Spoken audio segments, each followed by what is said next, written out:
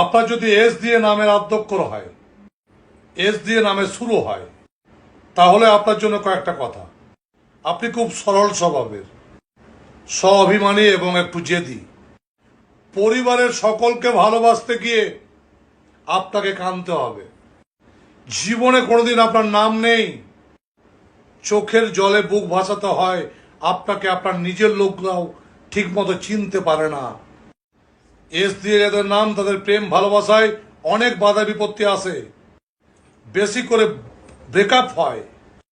এদের পেটে কথা চাপা থাকে না বলেই এদের বিভিন্ন কাজে বারংবার বাধা আসে, কারণ এরা সব কথা সবাইকেই আগের থেকেই বলে দেয়, তাই হওয়া কাজ হয় না। সাংসারিক লাইফ এদের জন্য ভালো নয়। কমেন্টস অবশ্যই বলে যাবেন যে আপনার নামের আদ্যক্ষরটা কি।